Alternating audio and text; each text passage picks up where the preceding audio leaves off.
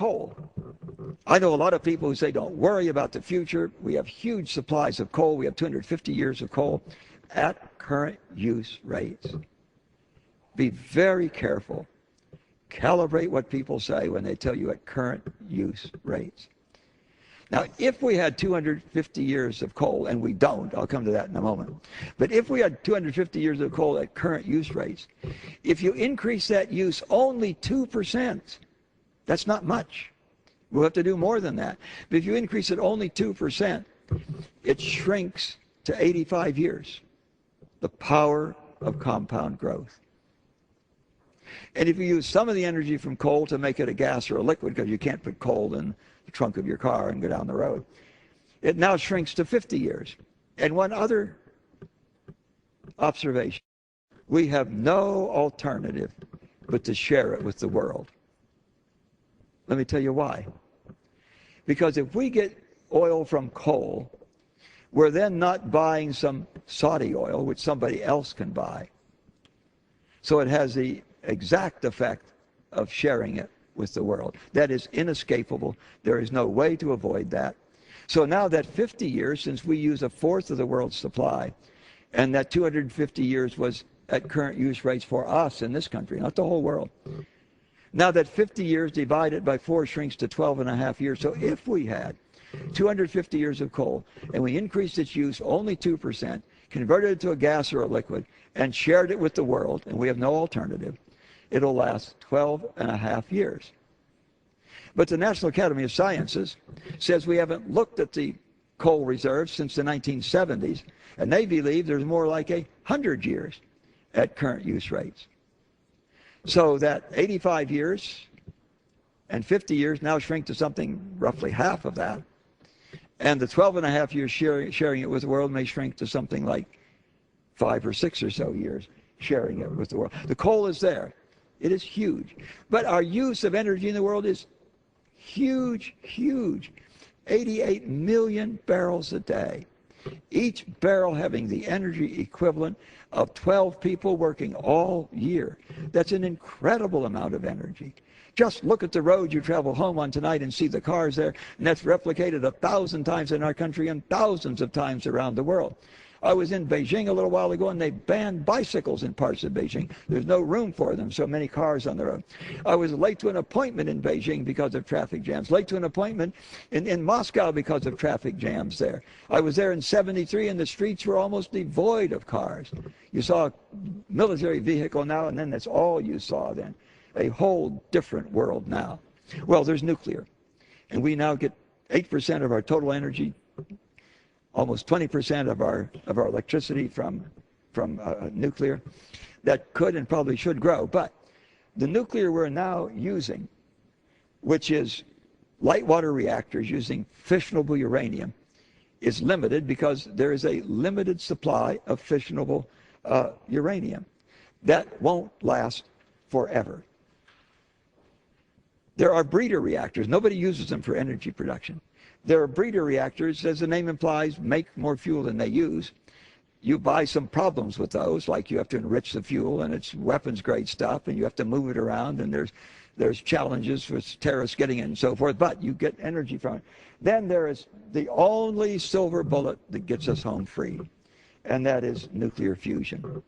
I happily vote for the roughly $250 million a year that we spend developing that. We're joining with other countries in helping to develop that. I think the probability is low that we will ever be able to exploit that on a commercial scale.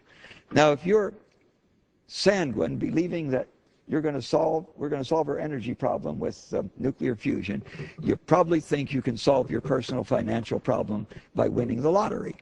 You might do it, but the odds of you solving your personal financial problem by winning the lottery, I think, are about the same as us solving our energy problems through fusion. But because it is such an incredible source, the only thing that gets us home free, I happily support.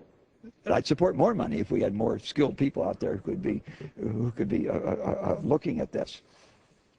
Well, the next big bubble that we're talking about now is is biomass. And I would caution, how much more energy do you think we can get from wastelands out that aren't good enough to grow corn and soybeans on than we could get from all of our corn and all of our soybeans? I'd like to take the last couple of minutes to note a couple of things that we have been doing. I have a bill, the Self-Powered Farm Bill, and this was going to give a prize to the farm, the first farm that can be totally energy independent. If our farms can't be energy independent, we're really in trouble, aren't we? The next chart. The next chart is a bill that I think is a bill, the Drive Act, that will encourage the development of vehicles that are more efficient, that are flex fuel, that can use any fuel, not corn ethanol, but any of the alternative fuels. I'd just like to note that I find this whole challenge exhilarating. There's no exhilaration like meeting and overcoming a huge challenge. I spent some time going over these potential realistic expectations. There's no silver bullet out there. It's going to be a little of this and a little of that, but America is very good at that. What we need in this country is a program that has the total commitment of World War II. I lived through that war. I'll be 82 years old my next birthday, about 6 weeks from now. I lived through that war. We need the technology commitment that we had when we put a man on the moon, that focus, and we need the urgency of the Manhattan Project. And I think that Americans are up to this challenge. I think we can lead the world in developing the technology to take us away from the fossil fuels to these other sources of energy. The next chart I've already gone through, so let's put the next one up. Let's skip these two and put the last one up. I will indulge for just a moment with the last chart. This chart. Okay, this is the great one to end on. And what this says, Mr. Speaker, is this is the chart that shows how satisfied you are with life and how much energy you use. There are 22 countries, some of them using half the energy we use, that are happier with life than we are. There's lots and lots of opportunities out there to live really well using less energy, and that's our challenge, and with proper leadership, America is up to it. Thank you, Mr. Speaker, and I yield back. Gentleman's time has expired. The chair lays before the House a message from the President. To the Congress of the United States, in accordance with Section 502 F1B of the Trade Act of 1974, I am providing notification of my intent to add the Solomon Islands to the list of least developed beneficiary developing countries under the Generalized System of Preferences Program. In Executive Order 12302 of April 1, 1981, the Solomon Islands was designated as a beneficiary developing country for purposes of the GSP program. After considering the criteria set forth in sections 501 and 502 of the Act, I have determined that it is appropriate to extend least developed beneficiary developing country benefits to the Solomon Islands. Signed, George W. Bush, the White House, April 17, 2008. Referred to the Committee on Ways and Means and ordered printed. The chair will entertain a motion for adjournment. We can now adjourn. The question is on the motion to adjourn. Those in favor say aye.